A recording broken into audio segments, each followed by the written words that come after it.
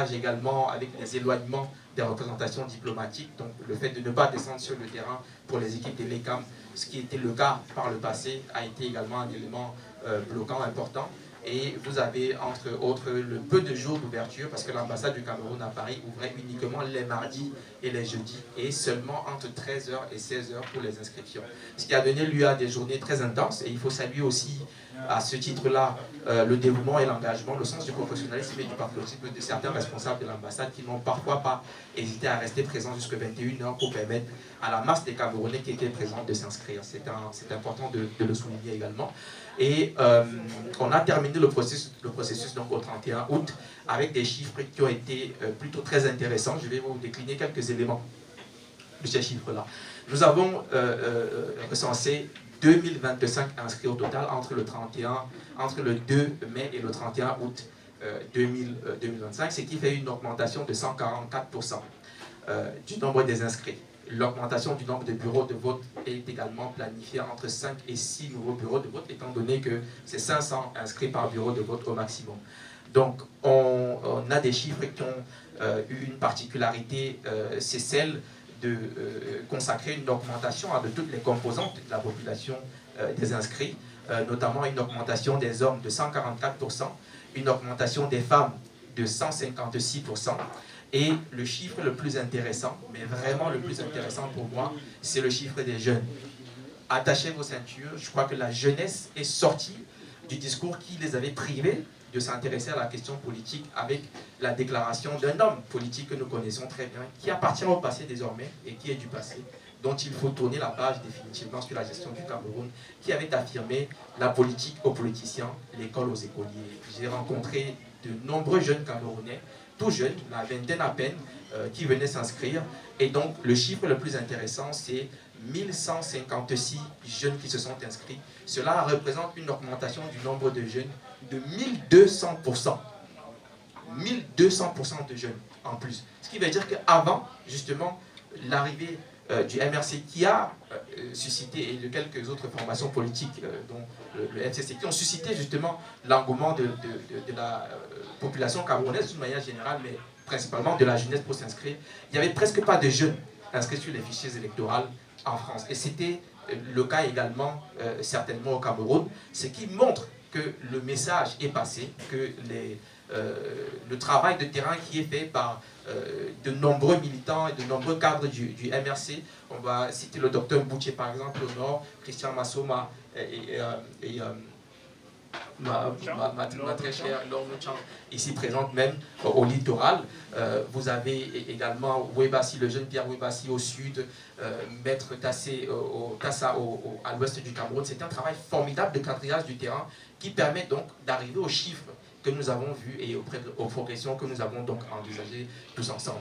Ça montre que le mot d'ordre est suivi et que les Camerounais désormais sont décidés donc à tourner la page du système qui les maintient dans une dictature, l'une des plus féroces qui existe encore à la surface de la Terre aujourd'hui, après plus de 40 ans de gouvernance. Maintenant, on va s'attacher justement à voir comment est-ce que le MRC entend capitaliser sur sa diaspora pour pouvoir améliorer donc, et faire renaître le Cameroun. À rappeler que le programme de gouvernance du professeur Maurice Kamto, notre candidat,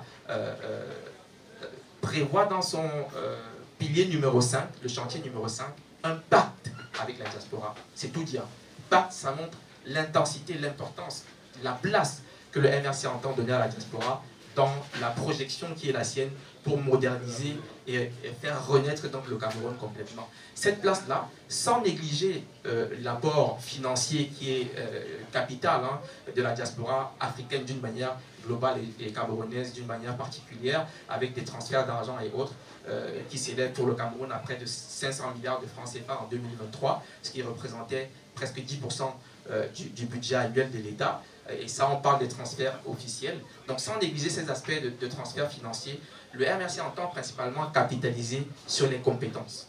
Le MRC entend capitaliser sur ces intelligences des Camerounais qui foisonnent avec des exemples importants à noter comme Eugène Djoléa, sur lequel Abdelaziz, tu as fait un travail magnifique pour retracer le parcours du sportif, du diplomate, de l'un des premiers sportifs à être diplômé, haut diplômé, et j'en passe, et avoir même introduit une révolution dans le monde du sport et du football, notamment en ce qui concerne les droits des footballeurs. Donc on entend mettre en avant la diaspora camerounaise en question, qui participe. Vous avez de nombreux noms. Le professeur Maurice Kamto a d'ailleurs rendu hommage très récemment à Madame Koyo Kuo, curatrice de l'un des plus grands musées d'art africain du monde, et qui nous a quittés parce que nous entendons capitaliser justement sur toutes les énergies, sur toutes les intelligences, sur toutes les compétences, surtout de la diaspora camerounaise, pour pouvoir rebâtir notre nation.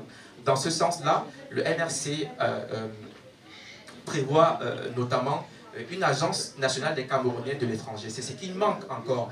Alors que la diaspora camerounaise est 6 fois plus nombreuse que la diaspora sénégalaise, qui compte à peu près 700 000 personnes. La diaspora camerounaise, c'est 6 millions, comme l'a rappelé Abdelaziz. Les transferts d'argent et les transferts de compétences et l'aide de la diaspora sénégalaise, mais aussi malienne, avec l'agence des Maliens de l'étranger, sont cristallisés parce qu'il y a toute une organisation autour, ce qui permet à la diaspora de participer. Cette diaspora-là a la possibilité notamment de siéger au Parlement et donc de participer aux prises de décision et aux décisions, aux lois qui permettent de structurer l'apport qu'elle peut avoir pour le pays. Cette diaspora sénégalaise notamment fait des transferts en 2023 de 1,2 milliard de dollars, alors que la diaspora camerounaise, qui est donc 6 fois plus importante, a des transferts d'argent beaucoup plus en dessous de cela, avec 500 milliards de francs CFA simplement, donc moins d'1 milliard de dollars sur une année. Le MRC dit donc, on va faire une agence nationale des Camerounais de l'étranger pour pouvoir donc cristalliser toutes ces énergies-là, tous ces talents de la diaspora camerounaise à mettre en avant pour faire renaître le pays. Le transfert de compétences est un élément important, raison pour laquelle il y a tout un programme qui se met en place au sein donc de la proposition du professeur Maurice Kamto dans son programme de gouvernance, qui veut que, en retournant au Cameroun comme en restant à l'étranger, les Camerounais de la diaspora puissent transférer leurs compétences par des formations à distance vers les centres de formation où la jeunesse camerounaise pourra donc apprendre et acquérir les technologies qui vont être mises en avant. Je vais terminer parce qu'il y aurait énormément de choses à dire en rappelant qu'il y aura également un fonds d'investissement de la diaspora camerounaise. C'est un fonds qui permettra à la diaspora camerounaise de mettre à disposition leur épargne pour que le Cameroun n'ait pas forcément emprunté vers les bailleurs de fonds étrangers et internationaux qui ont des taux d'intérêt beaucoup trop élevés. Il faudra donc s'appuyer sur la diaspora, comme certains pays l'ont fait d'ailleurs, s'appuyer sur la diaspora camerounaise pour capter ces fonds-là, cette épargne de cette diaspora qui est dynamique, comme l'a rappelé Paul Yamga ici présent, qui est présent dans tous les secteurs d'activité, avec de grands cadres que vous avez jusqu'à la NASA. Vous avez des cadres qui font dans les nanotechnologies, vous avez des gens qui ont même mis sur pied des processus pour la biométrie, pour la fabrication de cartes d'identité, de passeports, qui sont donc des gens qui sont des grands talents exploités par des puissances occidentales et par le Cameroun. Donc on entend capitaliser sur toute cette diaspora-là pour pouvoir faire notre projet de gouvernance. Et cette diaspora en question a la particularité, avec ce fonds d'investissement, de pouvoir non seulement contribuer, mais tirer également des bénéfices beaucoup plus importants et conséquents de leurs investissements, mais surtout de voir leurs projets de retour au Cameroun financés par le même fonds d'investissement de la diaspora de manière prioritaire, surtout lorsqu'il s'agira de l'innovation et des technologies. Voilà à peu près de manière résumée comment le MRC entend donc s'appuyer sur cette force qu'est la diaspora camerounaise pour pouvoir parvenir à la renaissance du Cameroun. Merci. Donc il y aura un cinquième point pendant les questions. Voilà les questions qui seront posées. Merci. Dense, c'était riche. On a cette mise en perspective et surtout cet appui historique. Et je salue ici la présence du co-directeur de cet ouvrage consacré à Eugène Djoléa, puisque Jean-Célestin Djanguet est présent aux côtés donc de Serge Ngunga. Et à l'initiative donc de la Maison des Camerounais de France, nous avons fait vraiment ce travail-là, que je tiens vraiment encore une fois de plus à saluer. Je te remercie d'avoir évoqué à la fois cette figure et puis le travail qui est fait. Et Jean-Célestin a été instrumental pendant près de 3 ans pour que cet ouvrage, cette parturition difficile soit effective. Alors maintenant, place aux questions des médias. Avant, il y a une intervention qui sera faite pour parler de notre démarche digitale, parce qu'aujourd'hui, c'est un peu l'un des axes de communication. Beaucoup de jeunes, il a parlé tout à l'heure des jeunes, l'information, c'est à travers les réseaux sociaux, c'est par un téléphone qu'on s'informe, c'est moins par un magazine, c'est moins par la télévision ou la radio. Donc, il y a un travail qui a été fait sur le plan digital, et Pierre Ngankam va venir ici, pas en remplacement, parce que ce n'est pas encore le gouvernement. Donc,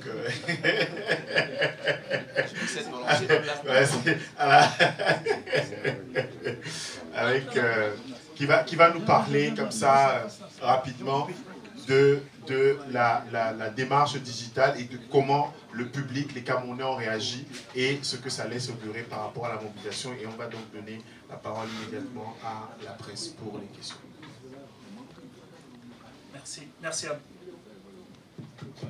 Merci Abdelaziz, bonsoir à tous et merci d'être ici. Alors, on nous a taxé depuis 2018 de partie des réseaux sociaux et c'est à ce titre justement que je prends la parole. Ce n'est pas pour nous déplaire, mais rassurez-vous, nous ne sommes pas un parti, nous ne sommes pas qu'un parti des réseaux sociaux. La preuve, vous êtes là, vous êtes des journalistes du journalisme traditionnel, mais aujourd'hui il est quasiment impossible d'envisager un projet fiable sans penser une stratégie digitale. Et qui dit stratégie dit quelque chose qui se pense derrière, en tout cas à la cuisine. Donc je vais peut-être vous décevoir parce que je ne vais pas dérouler ici tout ce qui est fait dans le cadre de cette micro-commission-là qui est rattachée à la commission communication, marketing et relations publiques. Mais ce que je peux vous dire, c'est que nous sommes en train de travailler d'arrache-pied. On constate qu'il y a un engouement particulier. Les Camerounais sont très intéressés par ce meeting. Et j'en veux pour preuve les différents messages, les vidéos qui nous parviennent de par le monde. Aujourd'hui, j'ai reçu une vidéo des États-Unis d'un compatriote qui confirme sa présence au 10 meeting. Des personnes viennent du Brésil, du Japon, de la Suède, de la Finlande, je cite comme ça au pif. Mais on a tellement reçu des confirmations des personnes à partir des réseaux sociaux qu'on se dit que le samedi 31 va être une date historique dans l'histoire du Cameroun. Et surtout, pour ceux qui sont en France, il faudra être présent parce que ce genre d'événement, sans doute, on ne les vit pas chaque année. Et il faudra absolument être là pour ne pas regretter. Je ne suis pas trop habitué, Abdelaziz, aux conférences de presse. Je vais me limiter à ce petit bout-là, tout en vous remerciant une fois de plus d'être là et de nous aider à relayer ce message-là, à faire ce que nous ne sommes pas capables de faire sur les réseaux sociaux. Merci, c'était un baptême du feu réussi pour une première conférence de presse. Donc on va donner la parole aux médias pour les questions. Donc je pense que... Merci beaucoup. Olivier Sebo, Itinéraire Business. Première question très pratique. C'est à quelle heure? Ça commence à quelle heure? Les gens qui viennent de l'extérieur, comment ils sont guidés? Comment ils seront logés?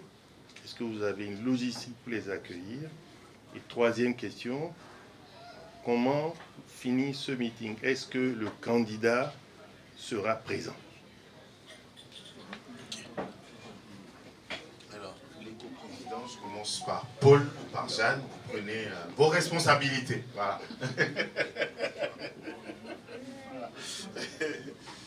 Donc, le meeting,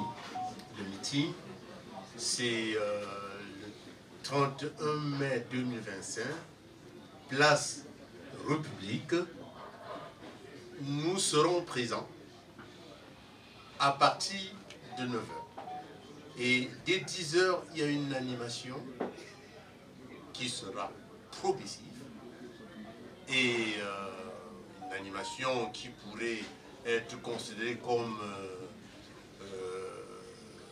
l'entrée, et à partir de 13h, voilà, donc le plat de résistance, et le candidat sera là, et avec tous nos invités, et le meeting va se terminer sur le fil vers 18 h. Et nous allons rester sur place pour des raisons de sécurité, pour nous assurer que toutes les personnes mobilisées venues pour l'événement sont bien reparties chez elles.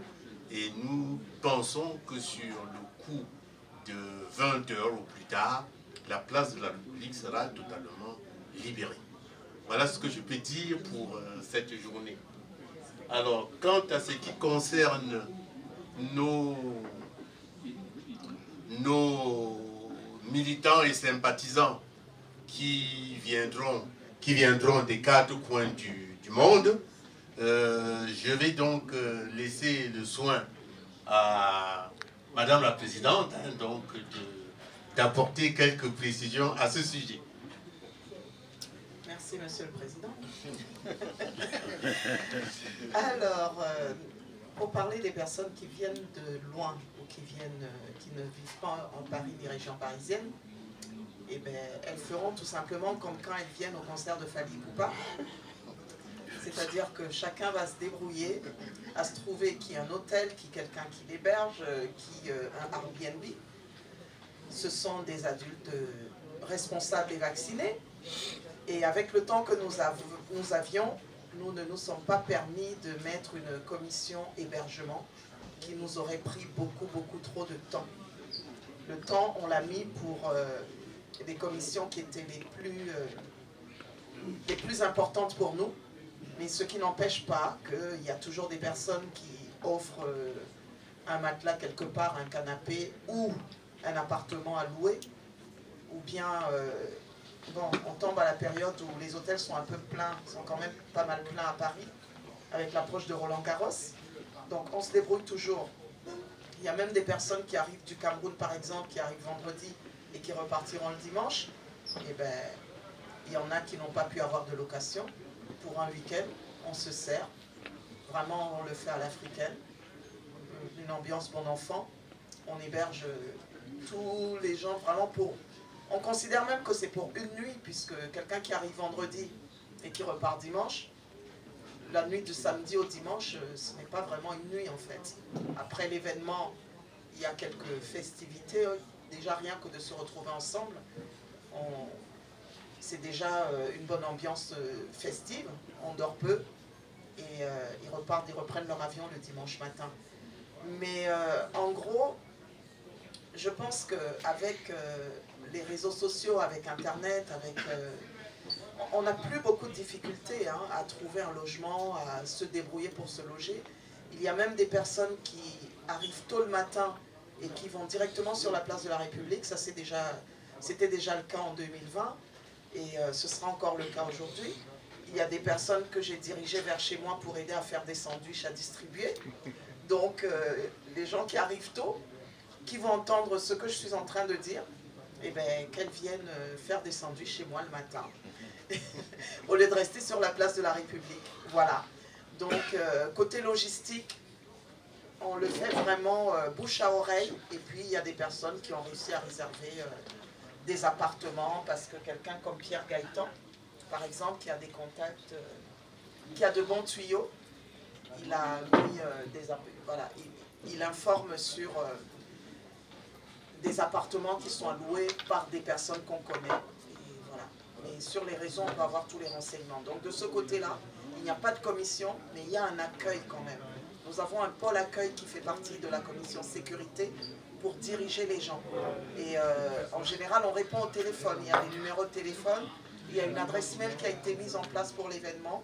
Donc on répond vraiment à toutes les questions. De ce côté-là, il ne faut pas que les gens hésitent. Nous sommes là, même si on ne peut pas héberger, on peut aiguiller, on peut renseigner, on peut informer. Merci.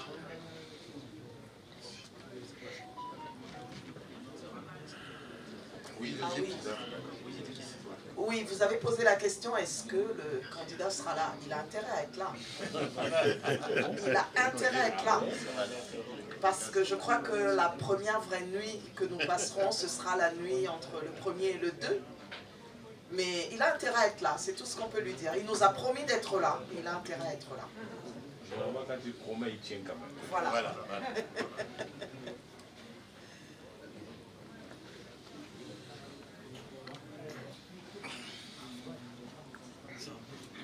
jusqu'à la 6. Voilà.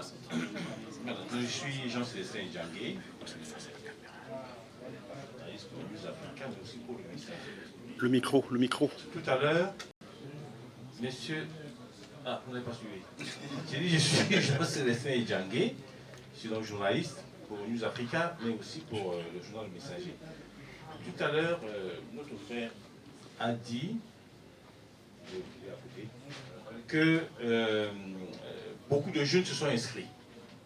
Parlant, je crois, d'un pourcentage de 1200% par rapport à la précédente élection.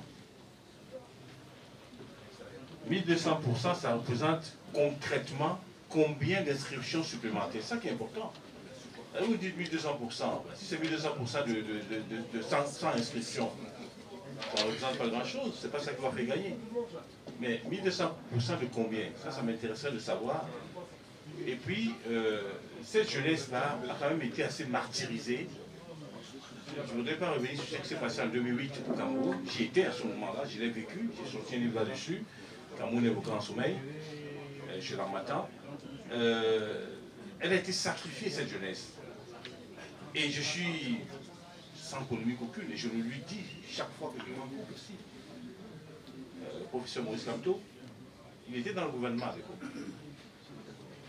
Quand la police est sortie pour tirer sur des jeunes, j'ai vu, j'ai transporté un jeune en particulier qui était mort devant moi, à 20 mètres de moi, puisque j'étais sur le terrain, pour l'amener à la mort de l'hôpital à Kentini. Cette jeunesse a payé un lourd tribut. Qu'elle se mobilise, qu'elle se remobilise aujourd'hui, c'est une très bonne nouvelle. Parce que quand on a été traumatisé, c'est pas facile de se remettre en route. Et voilà, donc je voudrais vraiment, si vos chiffres sont exacts, et il n'y a pas de raison qu'ils ne le soient pas, je voudrais avoir, pas seulement un pourcentage, mais un chiffre réel, combien ça représente un nombre d'augmentation du nombre de jeunes qui se sont inscrits. Voilà ma question. Merci.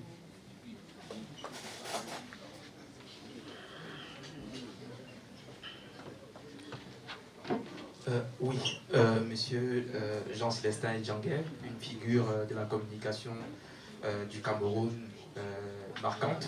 Je vous connais par les médias avant de vous voir ici en face pour la première fois. C'est donc un privilège et un honneur pour moi de répondre à une de vos questions. La question que vous posez, c'est celle de savoir si le taux d'augmentation des inscriptions de la jeunesse à Paris Nord, c'est-à-dire la France Nord, à Paris, pardon, France Nord, est de plus de 1200%. De combien d'inscrits est-ce qu'on parle? C'est 1199 inscrits dans les 2025 inscrits. C'est cela l'ajout de chiffre de la jeunesse. Et donc, comme je vous disais tantôt, si on a, et il faut rappeler les chiffres entre 2012, je rappelle, et 2018, donc en 6 ans, il y avait uniquement 839 inscrits à Paris. 839. Au total à Paris, parce qu'il y a le découpage diplomatique du Cameroun veut qu'il y ait 2 circonscriptions, la France Nord donc à Paris et la France Sud avec le consulat à Marseille. Donc à Paris, il y avait 839 inscrits en 6 années. Depuis le toilettage, c'est-à-dire depuis le passage à l'ECAM et la refonte du fichier, c'est comme cela qu'on l'appelle. Donc, si vous avez cette augmentation, ça vous donne une idée du nombre de jeunes qu'il y avait d'inscrits avant. On peut pratiquement conjecturer qu'il n'y en avait aucun. Si on est à plus de 1200% d'augmentation, pour 1000, ça veut dire qu'il n'y en avait presque aucun. Or, ce pourcentage surtout, qui montre en termes de répartition que les jeunes constituent 62% désormais de l'électorat à Paris, montre que les jeunes ont compris que le pouvoir est entre leurs mains. Il faut le leur rappeler. En général, l'article 2 de la Constitution du Cameroun précise que la souveraineté nationale appartient au peuple camerounais, qu'il exerce seulement par l'intermédiaire du président de la République et des membres du Parlement ou par voie de référendum. D'ailleurs, c'est aussi un autre mécanisme. Donc, ils peuvent participer, ils ont ce pouvoir-là. Je rappelle aussi à cette jeunesse que non seulement elle est plus nombreuse à s'être inscrite désormais, mais en plus il faut qu'elle se rende compte que cet article dit qu'ils ont le pouvoir autant que tout le monde, parce que la souveraineté appartient à chacun d'entre nous, citoyens camerounais. Le vote dont il est question, vu que cette souveraineté-là s'exprime par le vote, l'article en question poursuit en disant que le vote est égal. Ça veut dire que le vote de chacun des dignitaires du régime, de M. Paul Biya par exemple, sera égal au mien, sera égal à celui de Lord Nuchan, sera égal à celui de Pierre Gaëtan Gankam qui est ici, qui est un jeune comme moi, et de toutes les personnes qui sont là. Ça veut aussi dire surtout, et ça c'est important de le faire comprendre, de désacraliser. C'est ça que le régime a réussi à faire. On a réussi à transformer un homme en un dieu. Quand vous avez des ministres qui vous disent qu'ils sont des créatures, la jeunesse a cru avoir affaire à des dieux. Ce n'est pas vrai. Le jour du vote au Cameroun, je vais vous le dire, le président de la République a moins de pouvoir que le président d'une association. Je vous explique pourquoi. Le vote pour les élections présidentielles étant égal et secret, la voix du président ne compte pas double en cas d'égalité. Or, dans une association, comme on dit généralement dans nos tontines, en cas d'égalité dans le vote, la voix du président est prépondérante. Donc même le président d'une association a plus de pouvoir que M. Biya le jour du vote. Sachez donc, jeunes Camerounais, que le pouvoir est entre vos mains. C'est vous, avec les bulletins que vous mettrez dans l'une, qui avez le pouvoir de décision. Il est encore temps pour s'inscrire. Jusqu'à la convocation du corps électoral, pour cette année 2025, il est possible de s'inscrire. Vous êtes très nombreux à ne pas encore être inscrits. Inscrivez-vous donc massivement sur les listes électorales. J'en viens maintenant, M. Jean-Célestin Djangué, au deuxième aspect de votre question. Vous avez mentionné le fait que le professeur Maurice Kamto était ministre délégué auprès du ministère de la Justice en 2008, lors des 10 émeutes de la faim, où effectivement la jeunesse montrait son ras-le-bol face aux difficultés qu'elle avait à vivre. Mais je vais vous rappeler que non seulement il n'était pas le titulaire du portefeuille ministériel, ce n'était pas lui le ministre de la Justice, premier point, mais dans le domaine spécifique, à savoir le domaine des textes juridiques qui structurent notre pays, il a fait un travail phénoménal justement pour protéger les droits des citoyens camerounais. Il faut vous rappeler que c'est lui qui travaille à la relecture d'un certain nombre de codes. Il y a l'écriture du code de procédure pénale au Cameroun avec la consécration d'un certain nombre de droits, comme les droits de la défense, par exemple, pour les jeunes citoyens, les présomptions d'innocence, les conditions de garde à vue et autres. C'est quelqu'un qui a donc participé largement, autant qu'il pouvait, à mettre sur pied les textes qui pouvaient justement protéger cette jeunesse-là. La particularité que nous avons, c'est que nous sommes dans un régime dictatorial. La dictature, c'est quoi? C'est un système simplement dans lequel un individu ou un groupe d'individus concentre le pouvoir entre leurs mains et l'exerce de manière autoritaire par la répression. Que peut faire donc le ministre délégué pour empêcher à M. Atangandji de dire aux citoyens camerounais qu'il va les broyer comme un moulinex? Mais il n'a aucun pouvoir pour le faire. Que peut-il faire pour empêcher aux soldats qu'on envoie? Et nous avons un exemple ici. Mon ami politique Pierre Gaëtan Gankam, il a reçu une balle derrière le pied alors qu'il manifestait pacifiquement. Mais que peut-il faire? Est-ce qu'il ira derrière chaque policier? C'est donc un procès, à mon sens, qui ne devrait pas lui être fait, parce qu'à son niveau, en ce qui concerne les textes juridiques du Cameroun, il a fait le travail qui était nécessaire et qui était le sien. Merci.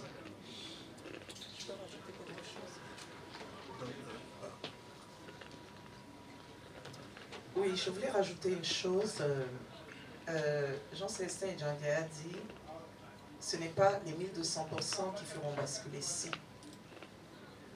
Nous savons que le taux de vote est très bas par rapport à la capacité qu'a le Cameroun de pouvoir donner des cartes électorales à des jeunes, à des moins jeunes, parce qu'il y a des problèmes d'établissement des papiers d'identité. Donc, dans ces conditions-là, le peu de personnes qui arrivent à avoir une carte est important, parce que les taux sont bas. Nous ne sommes pas dans un pays où les choses se passent normalement. Donc si, même 100% en plus, ça compte énormément. Oui. Le taux est très bas. Le taux de votants est très bas par rapport à la capacité que l'on a de mettre les gens pour voter.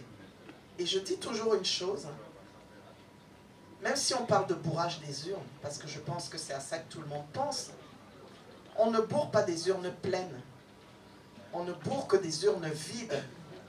On ne pourra jamais me dire que 1200%, ça ne fait pas basculer une élection. Si, même 100%, ça fait basculer une élection au Cameroun. Voilà ce que je voulais ajouter. Merci. Si je peux me permettre d'ajouter aussi quelque chose, la présidente Belle Sommet, pour qui j'ai beaucoup de tendresse et d'admiration et tout ce qu'on veut, ne peut pas mettre dans ma bouche ce que je n'ai pas dit. J'ai dit que s'il s'agit de 1200%, de 100 personnes. Ce n'est pas grand-chose. Effectivement, là, si c'est 1200%, il nous a donné les chiffres exacts, un peu plus de 1000 personnes, 1250 je crois, c'est conséquent. Donc, prenez acte aussi. Merci. Merci de me passer au micro.